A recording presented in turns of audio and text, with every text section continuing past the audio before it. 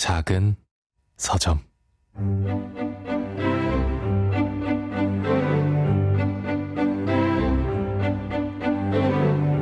안녕하세요. 작은 서점에서 장강명의 인생책 코너를 맡고 있는 소설가 장강명입니다. 읽기의 미래라는 주제로 읽기의 지평을 넓혀가는 네 분을 모시고 있는데요. 오늘은 그 세 번째 시간으로 독립서점 책방연희의 구선아 대표님을 만나봅니다. 서점을 운영하시면서 지난해에는 도시사회학 박사가 되셨어요. 여러 권의 책을 쓴 저자로서 활발하게 활동도 하고 계시죠. 구선아 대표님을 지금 만나보겠습니다.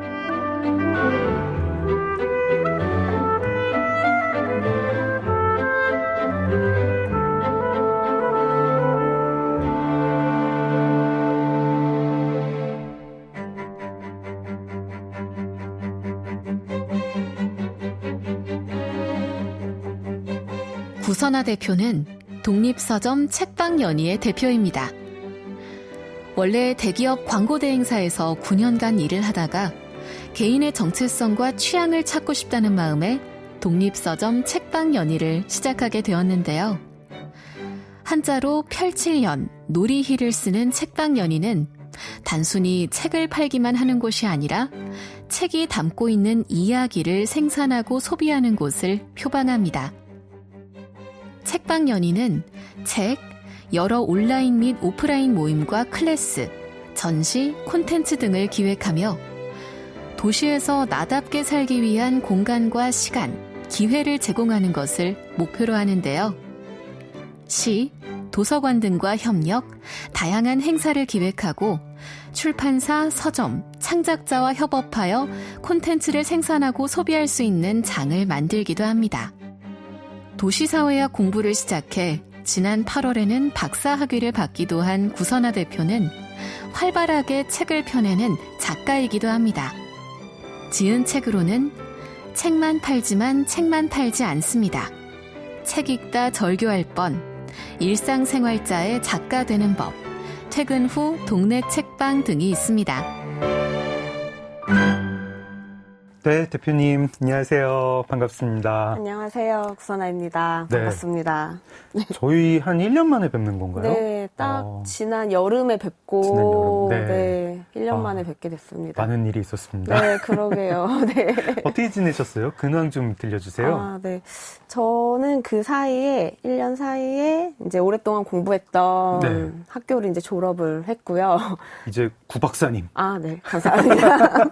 그래서 얼마 전에 이제 네. 여름 학기 졸업을 네. 했고 최근에는 이제 올해 출간될 책들 막바지 작업하고 있습니다. 네. 책방연이 광화문점 된 것도 최근 1년 사이인 거죠? 아, 그렇죠. 맞아요. 책방연희 광화문이 지난 9월 중순에 오픈을 했고요. 네, 그러니까 딱 그 사이에 네네. 네, 그것도 되게 거의- 큰 이벤트였어요. 알겠습니다. 책방연이 이야기는 내일 또 2부에서 여쭤보고요. 인생책 이야기 먼저 해보겠습니다.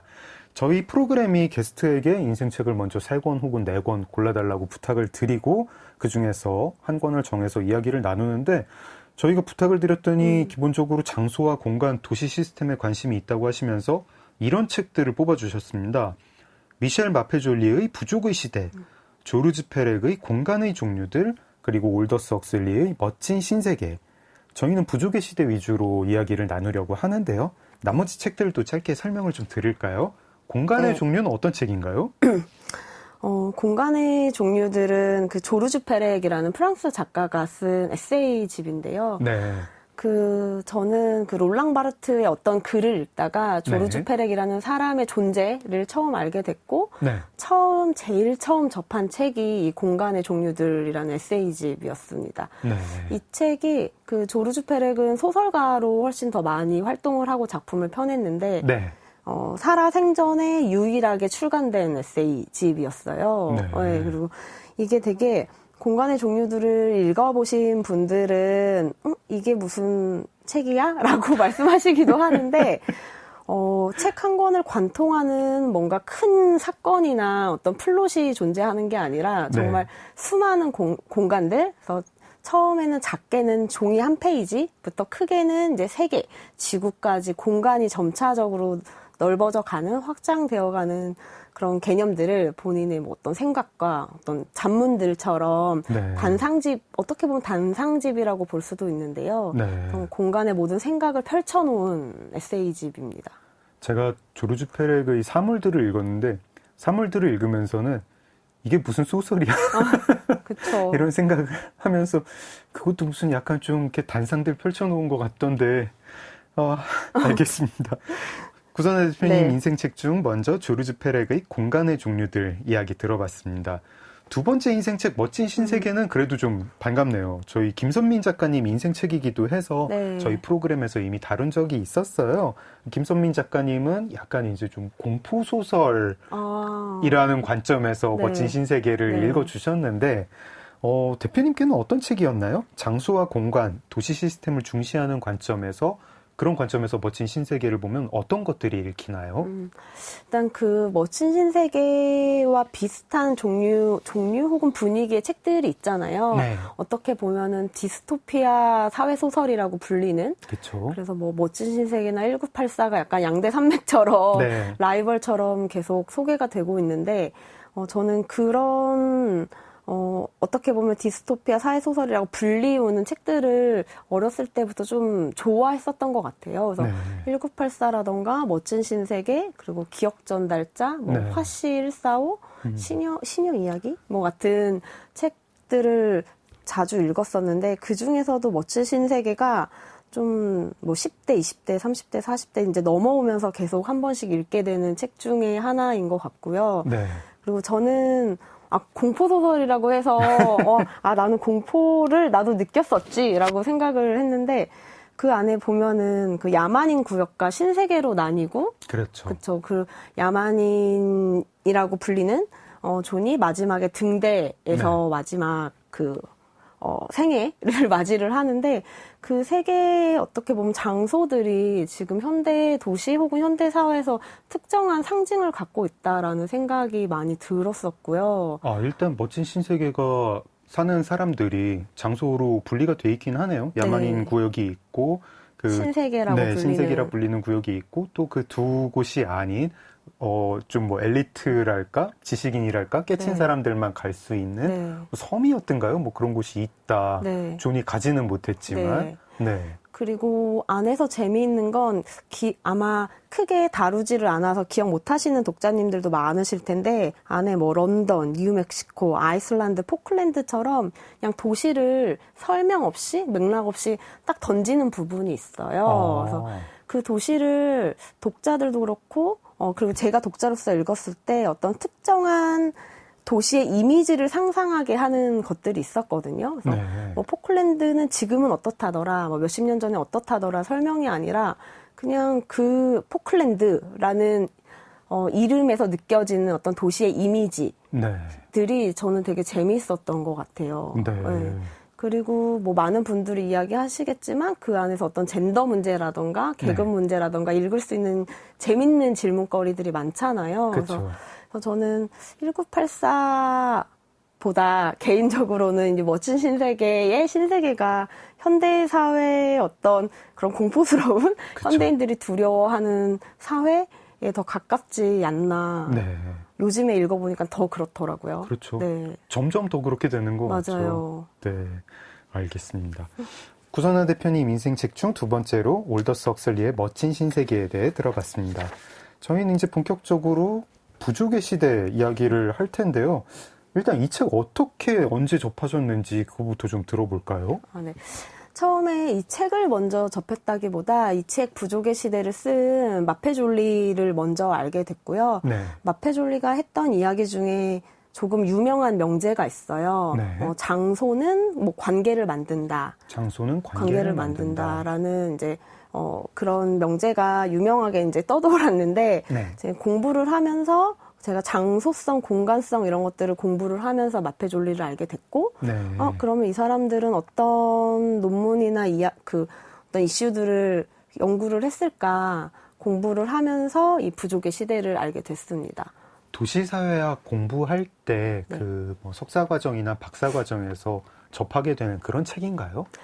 제가 석사는 다른 전공을 해서 사실 박사 과정을 도시사회학을 하면서 되게 어려움이 많았어요. 네. 사회학의 기본적인 이야기들을 다시 공부를 더 많이 해야 되는 단계였고, 네. 근데 그 안에서 기본적인 것들을 공부하면서 아무래도 내가 이 공부를 더 하는 이유가 어떤 도시나 장소에서 이루어지는 어떤 관계, 사회성 같은 것들에 관심이 많다 보니까 네.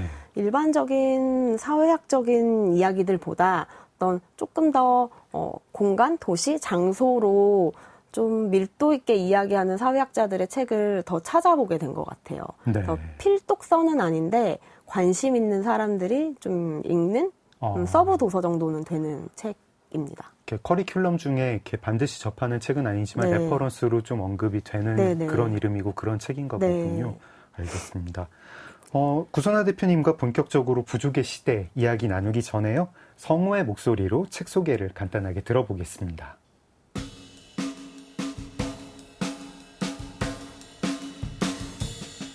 오늘 이야기 나눌 구선아 대표의 인생책은 프랑스 사회학자 미셸 마페졸리가 쓴 부족의 시대입니다. 이 책은 1988년 처음 출간된 후 세계 여러 언어로 번역되어 온 현대사회 분석의 고전인데요. 이 책에서 마페졸리는 근대 사회를 지배해온 개인주의의 신화가 끝나고 있다고 말합니다. 대신 오늘날 사람들은 취향과 관심사, 그리고 감정을 공유하며 새로운 형태의 부족, 즉 소집단을 만들어간다고 하죠. 혈연으로 묶인 고대 부족이 아니라 함께 몰입할 수 있는 경험을 나누는 작은 공동체가 늘어나고 있다는 겁니다. 마페졸리는 근대에는 중앙집중적이고 제도화된 권력이 힘을 가졌다면 포스트 모던 시대에는 이 작은 부족들의 힘, 풀뿌리에서 솟아나는 문화적 힘인 영능이 점점 커지며 기존 권력과 긴장을 빚는다고 분석합니다. 팬덤이나 온라인 커뮤니티, SNS 네트워크 정치 흐름이 활발한 지금 1988년에 던진 마페졸리의 논지는 시대를 내다본 통찰을 보여줍니다.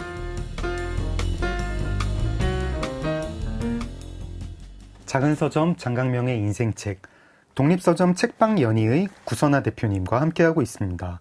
성우 설명을 들었는데 알 듯 모를 듯 합니다. 대표님도 좀 책 소개 한번 해주시겠어요? 어떤 책인가요? 네, 이 부족의 시대는 앞서서 이제 설명 주신 것처럼 프랑스 사회학자인 마페졸리가 쓴 책이고요. 이 프랑스는 고전적인 사회학 이론도 워낙 튼튼하지만 그 이후에 현대 도시가 되고 현대 사회가 되면서 뭐 공동체성이라던가 문화적인 사회학 그리고 일상 사회학 등 되게 여러 조금 전문화된 사회학들도 많은 사회학자들을 배출을 하고 있고 연구도 계속 되고 있는 곳입니다. 그래서 공부를 하면서 프랑스 사회학자들을 계속 접하고 있는데요. 그래서 부족의 시대 같은 경우는 이 근대 사회가 개인이 중심이었다면은 후기 근대 사회라고 하는 지금의 현대 사회는 합리성 그리고 개인주의 지배가 약화되고 혹은 해체되고 그러면서 이제 신부족들 그러니까 소집단들이 계속 나타나고 있다라는 간결하게 설명하면은 그런 책입니다. 그래서 이 안에서는 사실 우리가 공동체라고 하면은 되게 전통적인 공동체를 생각하게 되잖아요. 뭐 가족이라던가 혹은 뭐 혈연, 지연, 아니면 학교나 직장에서의 어떤 수직적인 조직, 체계 안에서의 공동체들을 생각하고 있는데 그런 공동체들이 아니라 어떻게 보면 조금 더 약하고 느슨하고 그리고 결집과 해체가 조금 더 수월하게 이루어질 수 있는 그런 일시적인 모임들이라고 해야 될까요? 일시적인 만남들도 어떤 신부족이라고 말할 수 있다라는 이야기들을 책에서 계속 하고 있습니다. 그런 내용을 담은 책이 어떻게 이제 대표님한테는 인생책이 된 건가요? 이게 좋아하는 책이 무엇냐, 뭐 좋아하는 작가가 무엇냐 이런 질문들을 사실 작가님도 그렇고 많이 들으실 텐데 사실 되게 어려운 질문이거든요. 근데 이게 인생책이라고 하면은 저한테는 무언가 제 인생의 어떤 지점에 되게 큰 변화를 주거나 혹은 약간 울림, 흔들림을 준 책들을 인생책이라고 꼽고 있어요. 그래서 네. 사실 인생책 3권을 꼽기가 무척 어려웠는데 어떤 게 진짜 단 한 권의 인생책을 꼽으라면은 너무 어려울 것 같았었거든요. 그래도 뭐 추려보니까 한 10권? 이제 그 중에서 이제 더 추려가지고 3권 정도 앞서서 잠깐씩 소개해드렸던 그 책들을 이제 보내드린 거였고요. 부족의 시대 읽기 전이랑 뒤가 대표님이 좀 뭐 생각이나 가치관 같은 게 좀 달라졌나요? 네, 좀 달라진 것들이 있었어요. 그래서 저는 유년 시절이 지나면서부터 개인적으로 개인이라는 키워드와 어떤 독립이라는 키워드가 제 생애에 되게 큰 화두이고, 네. 무언가 나아가야 되는 방향 같은 것들을 제시해주는 단어들이었는데, 이 부족의 시대를 읽고 그 언저리 시절에 제가 많은 뭐 다른 읽고 공부를 하면서, 이런 부족 혹은 공동체, 어떤 사람과의 관계가 뭔가 내가 당연히 멀어질 수도 없고, 네. 그리고 그게 나에게 어떤 긍정적인 영향을 더 많이 줄 수 있겠구나라는 생각을 했었던 시기인 것 같고요. 네. 그리고 약간 그 이전에 생각했었던 어떤 사회, 도시, 그리고 국가라던가 그 이후에 지금 내가 맞이하고 있는 이 사회적인 삶 같은 것들이 많이 변화하는 시기에 또 읽어서 네. 더 그런 많은 생각들, 그리고 개인적으로 질문들 같은 것들을 많이 갖게 한 책입니다. 알겠습니다. 저는 좀 고백을 먼저 해야 될 것 같은데, 대표님이 인생책 3권을 골라주셨을 때 제가 그중에 읽었던 책은 멋진 신세계 뿐이었거든요. 그래서 이 3개 중에 이제 소거법으로 그 주로 얘기 나눌 책을 골랐어요. 멋진 신세계는 김선민 대표님이, 김선민 작가님이 저희 프로그램 나와가지고 말씀을 해주셨으니까 안 되고, 그 조르주 페렉의 공간의 종류들은 제가 그 조르주 페렉의 사물들을 읽고 학을 떼서 이건 내가 감당을 못하겠다. 공간의 종류들도 좀 어려울 것 같아. 얇지만 어려울 것 같아. 그래가지고 안 하기로 하고, 그 다음에 이제 부족의 시대를 책을 주문을 해서 샀는데 제가 읽으면서 그냥 조르주 페렉으로 할 걸 그랬나? 너무 어렵더라고요. 너무 어렵고, 지금도 솔직히 제가 제대로 이해한 것 같지가 않아요. 아까 뭐 성우분 이제 설명이나 이제 뭐 대표님이 요약해 주신 거를 가지고 뭐 썰을 풀라고 하면은 또 뭐 그냥 풀겠지만, 그거 들으시는 청취자분들도 그 얘기 나도 알 것 같아. 나도 느끼고 있었어. 할 것 같지만 막상 책을 보면 굉장히 현학적이고 어렵습니다. 제가 이 질문지를 보내드리면서도 엉뚱한 질문을 드리는 거 아닌가 굉장히 걱정이 되더라고요. 어쨌든 간에 제가 소화한 수준에서, 그리고 이 단행본 뒤에 있는 해설이랑 또 여러 가지 이제 소개 기사들 참고를 해서 질문지를 작성을 했어요. 그리고 저희가 마페졸리의 이론을 뭐 여기서 강독하는 자리는 아니고, 그거를 듣고 부족의 신부족이라는 신부족 시대를 살고 있다면 그게 저희가 어떤 사회일까, 혹은 뭐 책 내용과 상관없이 2020년대 우리는 어떤 사회를 살고 있는 걸까, 이런 얘기를 나눠도 되겠죠? 네, 그러면. 대표님 이런 어려운 책 어떻게 읽으세요? 저도 다 이해했다고 말할 수 없고, 네. 지금 뭐 여러 번 읽었어도, 처음 보는 듯한 내용들도 당연히 있습니다. 그래서 네. 정말 이거를 누가 마페졸리가 아닌 이상 다 이해했을까요? 이해한 독자가 있을지 사실 그것도 의문인데요. 그래서 근데 저도 그러니까 이 사회과학서들, 특히 이렇게 연구를 하거나 학자로 계신 분들이 쓰는 책들은 레퍼런스도 워낙 많이 등장하기 때문에 사실 바로바로 이해가 안 되는 부분들도 많은 것 같아요. 제가 조금 이렇게 약간 시니컬하게 얘기를 하면, 포스트 모던 사회과학자, 특히 프랑스 학자의 책에 제가 좀 편견이 있어요. 읽으면서 이게 과연 어렵긴 어려운데 이분이 현학적으로 써가지고 어려운 걸까? 아니면 내가 무슨 선행학습이 안 돼서 이 책을 읽으려면 사실 다른 책들을 읽고 어떤 개념이 있어야 내가 이해를 하는 건데 그걸 건너뛰어서 이해를 못하는 걸까? 아니면 번역이 좀 어려운 걸까? 뭐 이런 생각들을 하는데, 저의 솔직한 마음은 그냥 원래 쓰는 분이 현아적으로 썼다. 굳이 이렇게까지 써야 할까? 이런 생각도 약간 듭니다. 이것도 저 대표님 좀 여쭤보고 싶은데 네. 대표님도 이거 어려우셨던 거죠? 아, 그럼요. 왜 어려운 건가요? 저도 어려웠죠. 세 가지 다. 세 가지 이제, 다인가요? 네, 세 가지 다 뭐 책마다 그런 이유들이 있을 텐데, 저도 그래도 여기에 등장하는 많은 다른 책들이나 사회학자들을 알고 있는 상태에서 읽었어도 당연히 다 알 수 없고, 네.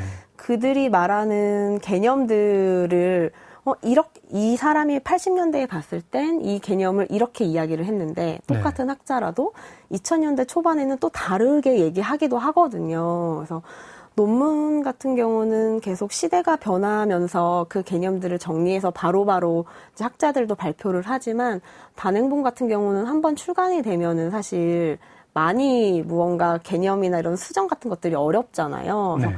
그런 이유들도 사회과학서에는 있는 것 같고요. 네. 그리고 저도 이 책이 처음에 어려웠던 거는 이제 뭔가 명확하게 정리를 해주지는 않고 네.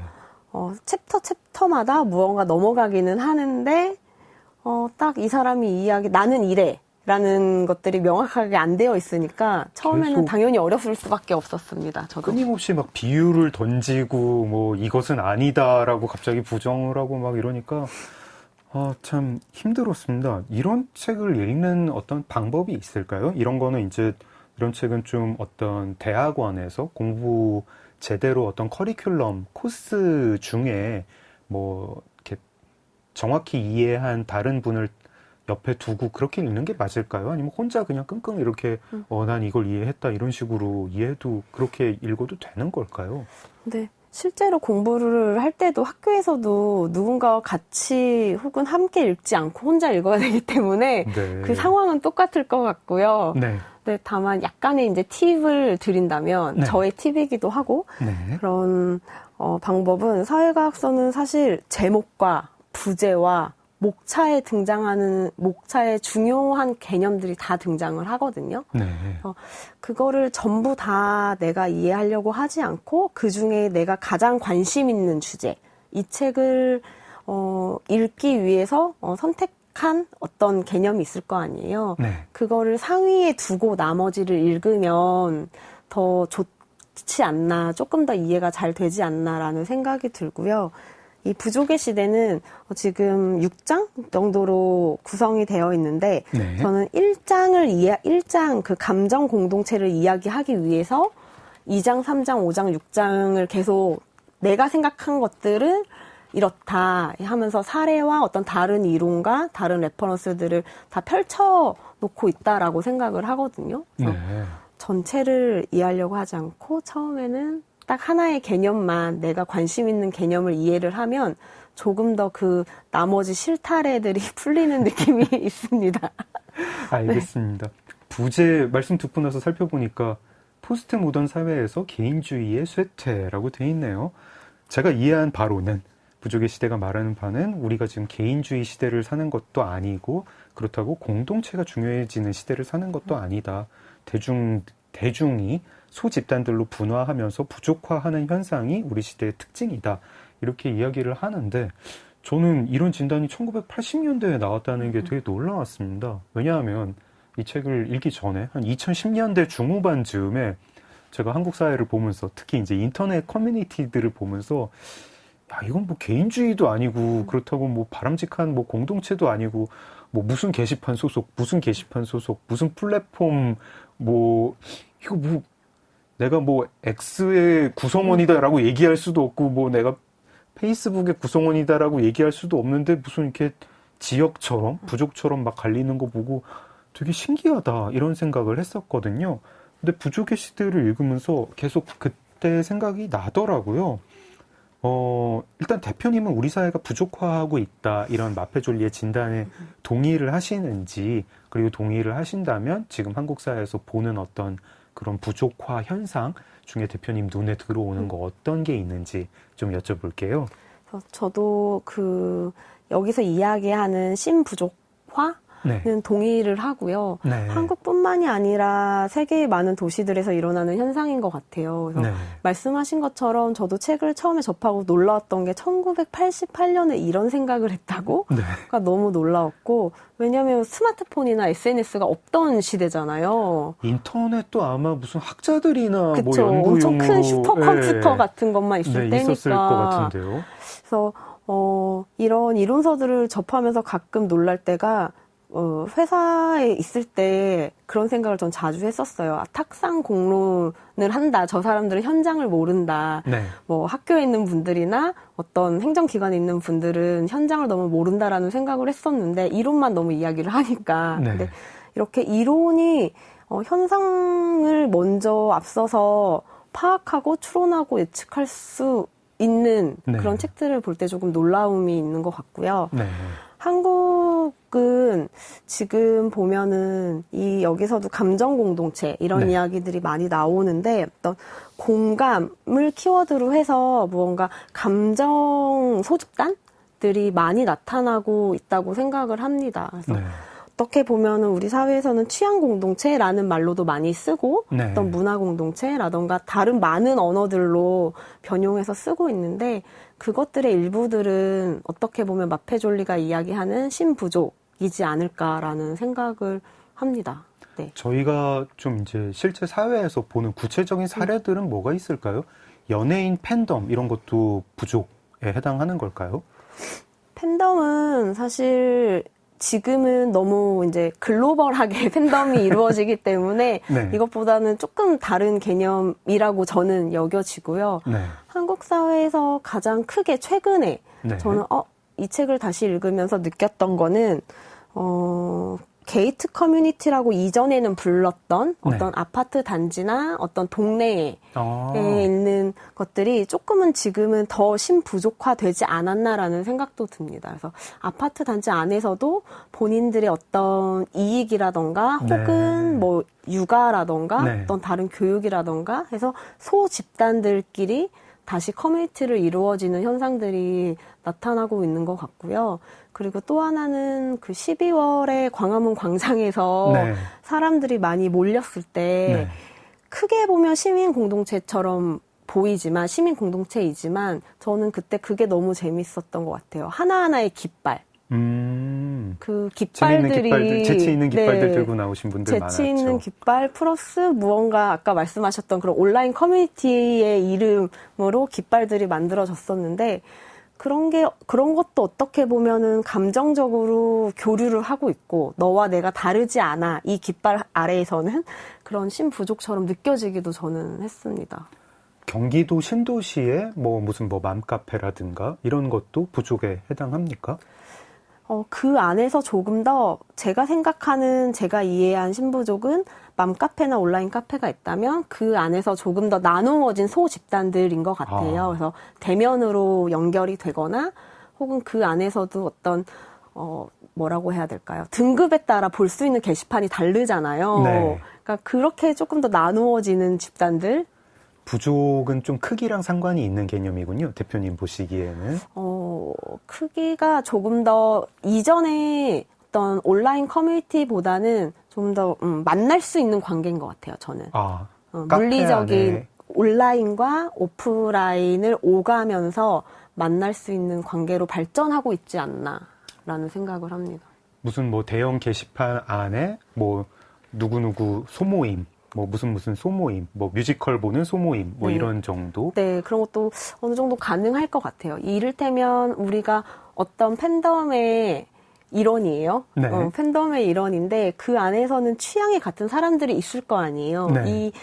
최애는 같지만 그 안에서 문학을 좋아할 수도 있고 어떤 다른 배우의 뮤지컬을 좋아할 수도 있다면 그 안에서 무언가 더 깊은 감정적인 교류가 나타나고 어떤 물리적 장소에서 연결될 수 있는 사람들이라고 저는 생각합니다. 네. 알겠습니다. 마페졸리는 근데 그 부족의 특징 중에 하나가 이 부족은 되게 감정을 중요시한다, 정서를 중요시한다라고 얘기를 하고 있어요.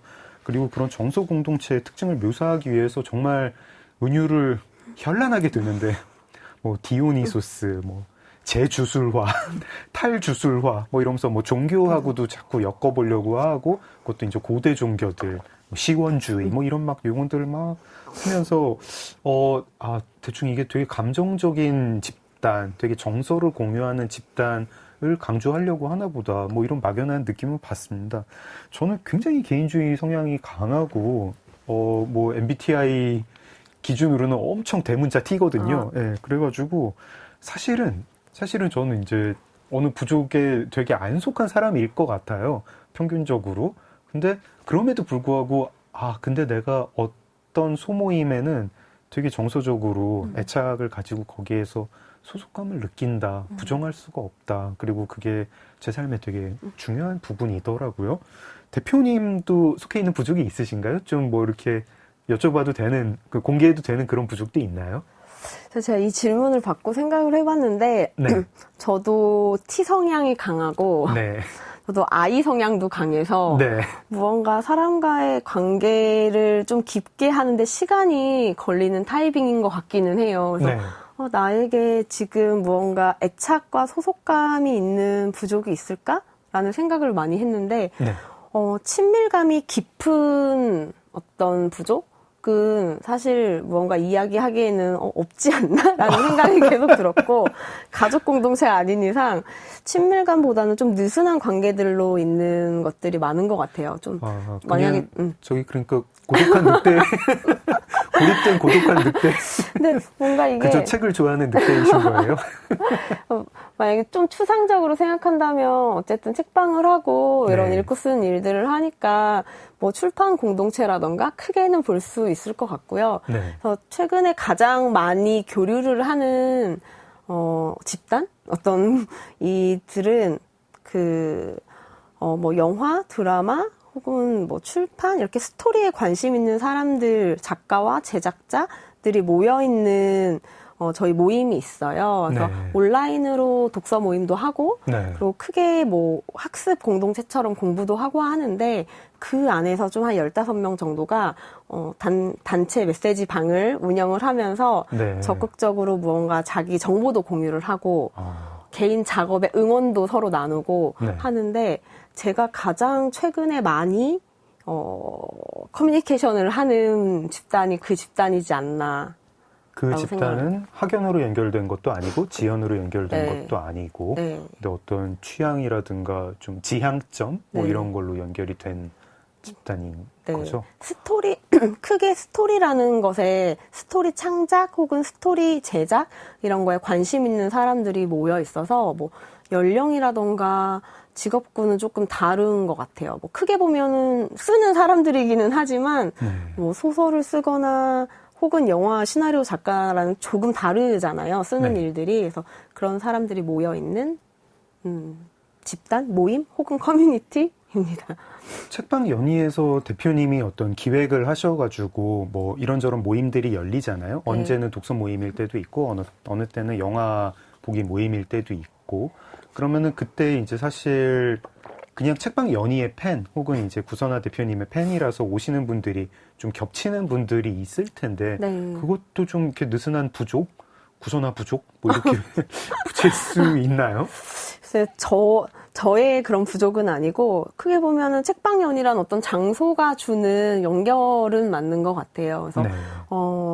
어떠한 주제에 계속 반복적으로 오시는 분들도 있고 주제와 관계없이 무언가 본인 시간이 날 때마다 참여하시는 분들도 있고 혹은 좋아하는 작가나 뭐 책이 출간됐을 때마다 오시는 분들도 있는데 그 분들은 사실 저라는 개인을 보고 온다기보다는 책방연이라는 장소가 주는 어떠한 것에서 계속 연결되어 있는 것 같고요. 네. 혹은 가끔은 이제 저를 제외한 그들끼리 무언가 네. 관계를 이루기도 하고 또 어떨 때는 가끔은 저도 그 안에 들어가서 같이 네트워크를 하기도 하고 하는 일들은 생기는데 그것들이 마페졸리가 말하는 부족화라고 하기에는 무언가 부족함은 있습니다.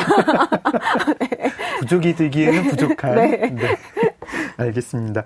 이쯤에서 노래 한 곡 들어볼까요? 어떤 노래 추천해 주시겠어요? 제가 네. 좋아하는 네. 인생 노래로 하나 골랐습니다. 하울의 알겠습니다. 움직이는 성 OST 중에서 인생의 회전목마입니다. 네네, 이 노래 좋죠. 네. 하울의 움직이는 성 OST에서 들어보겠습니다.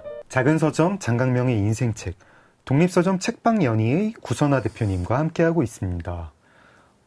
포스트 모던 사회가 되면서 개인주의는 쇠퇴하고 부족의 시대가 오고 있다. 한국 사회를 봐도 그런 것 같다. 제 경우를 봐도 그런 것 같고 대표님의 경우를 봐도 그런 것 같다. 여기까지 왔는데 네.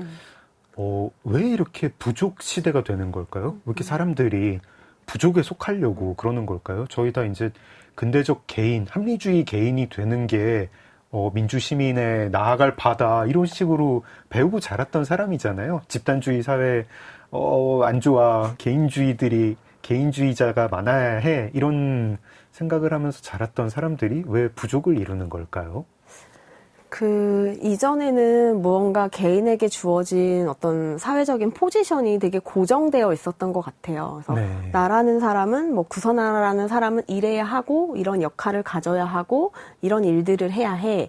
혹은 어떤 공동체에서 이러한 위치에 있지. 이런 것들이 고정되어 있다면, 지금은 그게 매일 변화하고 이 사람도 다양한 모습이 있다라는 것들을 인정하는 사회가 됐고 개인도 알아가고 있기 때문이라고 생각을 하는데요. 그래서 네.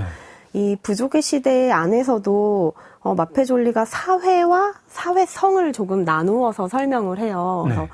사회라는 것은 제도적이고 구조적인 영역이라고 하면은 사회성은 개인이 유동적이고 일상적이고 매일 달라질 수 있다라고 이야기를 하거든요. 근데 매일 달라지는 것을 나도 무언가 표현하고 싶고 확인을 받고 싶어 하잖아요. 사람들은.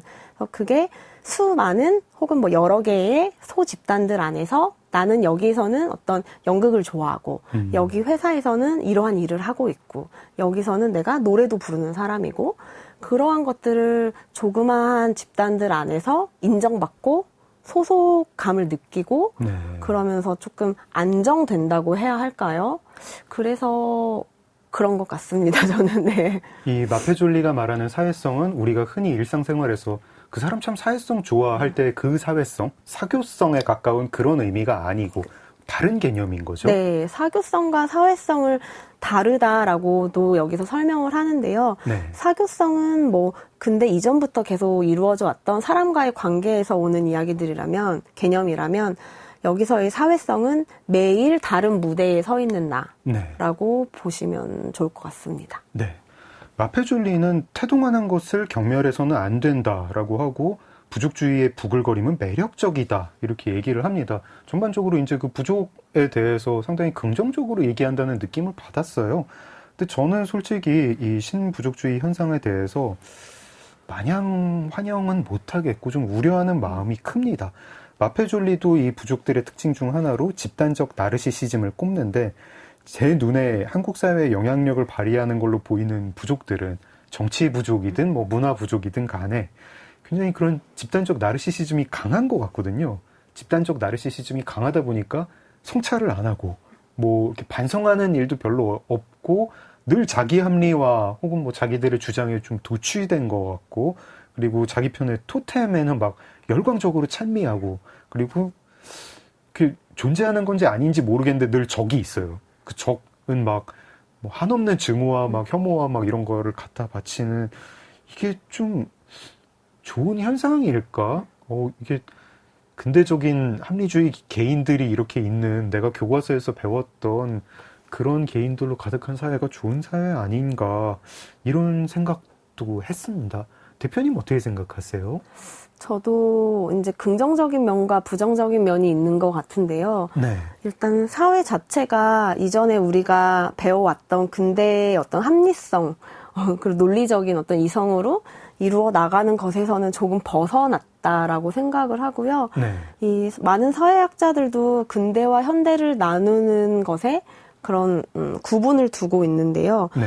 근대가 제도적이고 합리적인 개인주의 사회였다면은 마페졸리도 현대는 약간 감정적이고 그리고 미학화되고 부족적인 사회다라고 이야기를 하고 있는데 또 다른 사회학자인 이제 리오타르라는 프랑스 사회학자는 그 전에 근대가 보편적인 진리나 과학 혹은 진보, 도덕 이런 대서사가 중요했다면 네. 지금 현대는 대서사는 이미 해체가 됐고 네. 더 미시적이고 어떤 사소한 일상적인 이야기들을 하는 시대다라고 이야기를 하고 있거든요.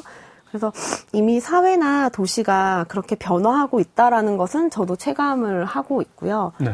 이제 부정적인 것은 이제 많이 인터넷을 통해서 접하게 되는데 어떠한 사건이 이슈가 되면 너무 감정적으로 한쪽에 많은 사람들이 몰리면서 의도되지 않은 피해자가 생기는 일들이 생기는 것 같아요. 네. 그러니까 가해자가 피해자가 되기도 하고 피해자가 가해자가 되기도 하는 그 가운데 아래 너무 감정적으로 한쪽으로 치우치는 몰림 현상, 쏠림 현상들이 있어서 그런 것들은 뭐 부족하고는 조금 다른 개념일 수도 있겠지만 이 감정적으로 무언가 온라인을 통해서 교류하고 커뮤니케이션 하는 거가 가장 제가 봤을 때는 가장 단점?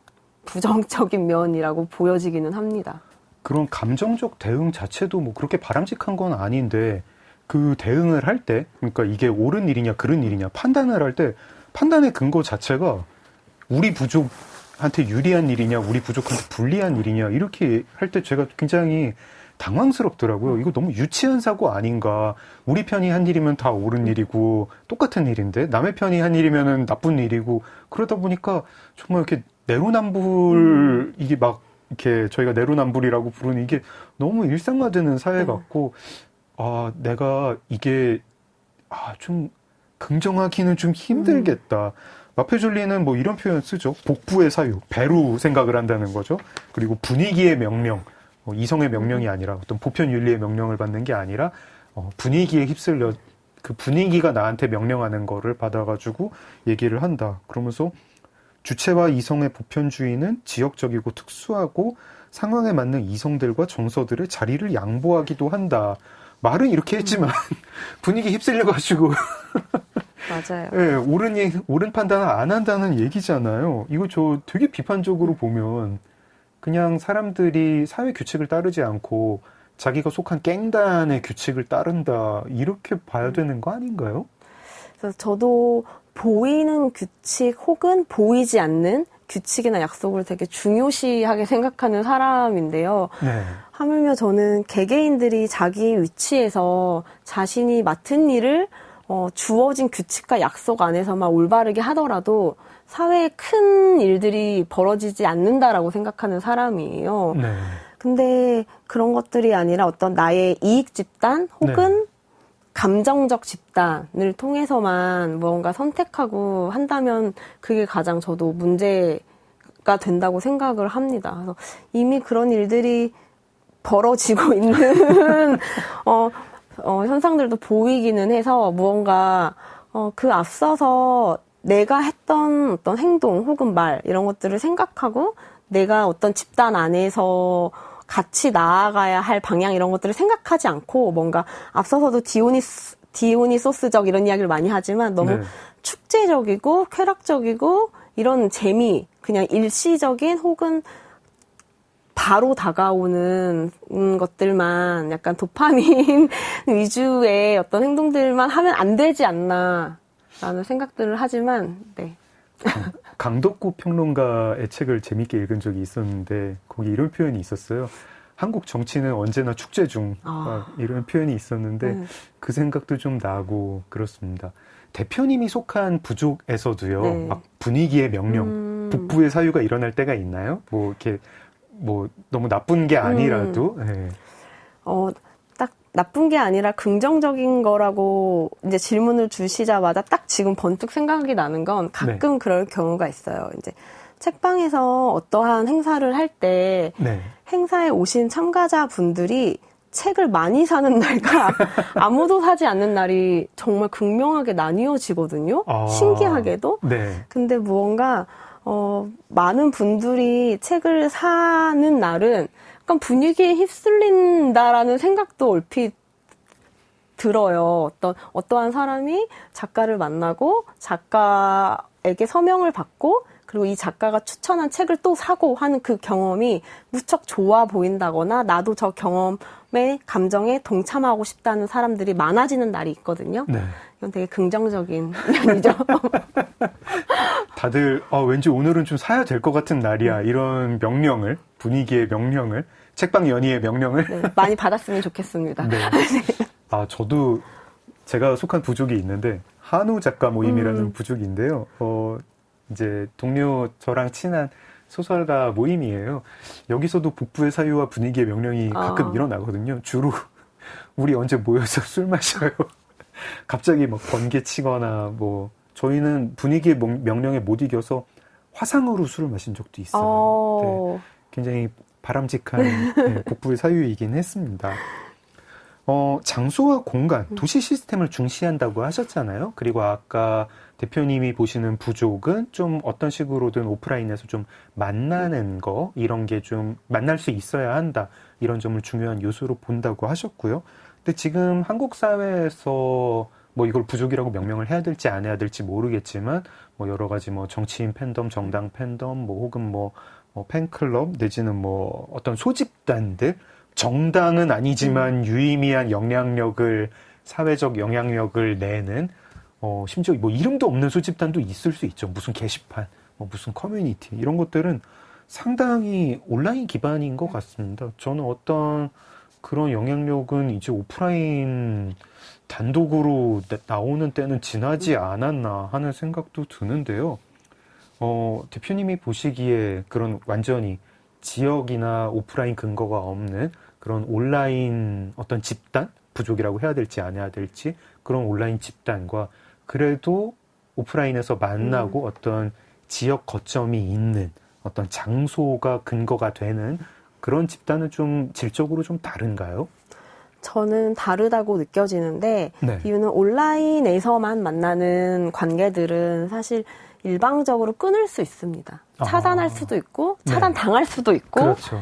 그리고 내가 무언가 취향이 변했거나 가치관이 변했다면 바로 이동을 할 수도 있죠. 네. 근데 이제 장소 기반으로, 그러니까 온라인도 함께 하지만 장소에서도 만나는 관계들은 조금 더 끈끈한 것 같아요. 이 끈끈하다는 게 무언가 무척 친밀하다는 아니지만 네. 예를 들어 온라인의 관계가 되게 약한 실인 거예요. 그래서 한쪽에서 잡아당기면 툭 끊어지는 실인 거죠. 네.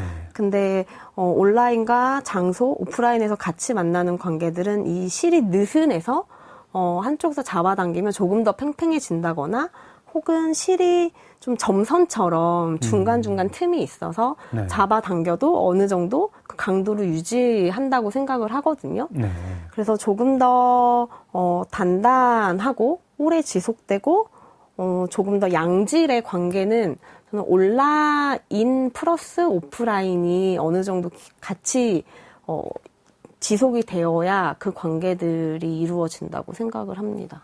온라인과 온라인이 함께 있는, 온라인은 뭐 이제 뭐 자기랑 정체성이 비슷한 사람을 탐색하고 찾고 빨리 연락하고 커뮤니케이션 하기 좋지만 그것만으로는 좋은 관계는 이루기 어렵다. 네, 뭔가 계속 그 관계들이 지속되기는 어렵다라는 생각을 하고요. 네. 오프라인에서 사람이 만나야 되고 만날 어떤 장소가 있어야 된다. 네. 온라인에서만도 소속감을 느낄 수는 있지만 네. 사실 이제 신뢰라는 건 또 조금 다른 이야기잖아요. 그래서 네. 신뢰가 있고 조금 더 감정적인 교류를 많이 할 수 있는 건 사실 이렇게 만나는 관계인 것 같아요. 예를 들면 우리가 SNS를 하면서 네. 한 번도 만난 적 없지만 몇 년 동안 그래도 약간의 뭐 가끔 교류가 있는 사람들이 있는데 간혹 당황스러울 때가 그러다가 어떻게 만났는데 이 사람은 나를 너무너무 친하다고 생각을 하는데 사실 나는 온라인에서만 온라인 친구긴 하지만 우린 아직 그런 관계가 아닌데 네. 라는 사람들이 있거든요. 네. 근데 그 사람과 또 뭐 몇 번 반복적으로 만남을 가지면서 더 좋은 관계가 되기도 하고 내가 속한 집단에 들어오기도 하고 그의 집단에 내가 들어갈 수도 있다고 생각을 해요. 네. 저는 온라인에서만 뵀던 분이, 뵈는 분이 너무 격하게 막 이렇게 호감을 표현해 주시고 너무 정성스럽게 이야기를 해 주셔가지고 제가 어떻게 해야 되지 하다가 마음을 열어야 되나 해가지고 상당히 용기를 내서 열었는데 알고 보니까 그분은 이제 모든 분들한테 그렇게 하실 때 되게 당황스럽더라고요. 네. 이것도 오프라인 같으면은 그쵸. 좀 이러진 않겠죠. 그 아마. 우리가 약간 그 분위기를 좀 보이지 않는 분위기를 그렇죠. 탐색할 수가 있잖아요. 네. 근데 온라인은 그게 불가능하니까. 그리고 오프라인에서는 그 어떤 호감이라는 자원을 그렇게 온라인처럼 이렇게 쉽게 막 복제를 하고 막 이렇게 전달을 하고 그러기도 어려우니까 네. 수고가 훨씬 많이 드는 일이고 그쵸. 그런데 네 굉장히 이렇게 부족의 시대를 가지고 마페졸리가 저희 대화를 들으면 저 사람들 내 책이랑 아무 상관없는 얘기를 하고 있네? 정말 오해하고 있네? 이런 건 아닌가 걱정이 되지만 그래도 대표님이랑 나누는 이야기가 즐겁네요. 대표님이 만들고 싶은 부족 그런 게 있을까요? 혹은 뭐 내가 직접 만들지는 않아도 이런 부족이 나오면 좋겠다. 나도 들어가고 싶다. 아니면 나는 들어가지 못하더라도 한국 사회에 혹은 세계에 이런 부족들이 많이 나왔으면 좋겠다. 그런 것도 있을까요? 글쎄요. 제가 무언가 부족을 만들어서 이끌기에는 역량이 안 되는 것 같고, 그보다 제가 무언가, 나의 일상을 그냥 살면서 내가 하고 싶은 창작이라던가, 혹은 무언가 응원받고 싶을 때 감정적인 교류를 할 수 있는 집단이 있다는 건 되게 축복받은 일인 것 같아요. 그래서 네. 그러한 조금 더 끈끈한 친밀한 어떤 부족들, 집단들에 내가 적극적으로 들어가거나 우리끼리 어떤 모임을 만들어 봐야겠다라는 생각은 항상 가지고 있는데 그게 어떤 형태일지 어떤 주제일지는 사실 잘 모르겠고요. 그래서 한 가지 바람이 있다면 네. 책방 연의가 그 어떤 장소적으로 어떤 부족들이 이 장소를 잘 활용을 해서 기회를 만들고 혹은 그들끼리 더 끈끈한 관계를 가질 수 있는 장소가 되면 좋겠습니다. 어떤 부족을 내가 뭐 만들거나 뭐 어떤 부족이 나왔으면 좋겠다 이런 것까지는 구체적인 생각은 없지만 뭐 여러 부족의 근거지로 구체적인 장소 근거지로 책방 연의가 활용이 됐으면 좋겠다. 네. 멋지네요. 알겠습니다. 1부 마무리하는 노래 어떤 거 들으면 좋을까요? 1부 마무리하는 노래로는 제가 좋아하고 최근에 자주 들었던 노래 중에 하나인데요. 샤샤슬론의 올더 추천드렸습니다. 이 노래 추천하시는 이유도 좀 들어볼까요? 처음에 사실 온라인으로 이 노래를 접하게 됐는데 네. 가사가 너무 좋아서 자주 이제 풀 버전을 듣게 됐고요. 아무래도 저도 이제 나이를 한 살 한 살 먹어가면서 달라지는 감정이라던가 이런 것들이 가사에 너무 잘 녹여져 있어서 좋아하게 된 노래입니다. 여기 올더는 더 오래된이 아니라 더 나이든으로 해석하면 되는 그 올더인가요? 글쎄요. 그 창작자의 의도는 모르겠으나 네. 저는 그렇게 느꼈습니다. 알겠습니다. 샤샤 슬론의 올더. 네. 작은 서점 장강명의 인생책, 독립서점 책방 연의의 구선아 대표님과 함께 했고요. 대표님의 추천곡인 올더 들으면서 저희는 내일 2부에서 뵙겠습니다. 대표님 고맙습니다. 감사합니다. 오늘 함께 해주신 청취자 여러분 고맙습니다. 작은 서점 장강명의 인생책, 오늘 문 닫겠습니다. 소설가 장강명이었습니다.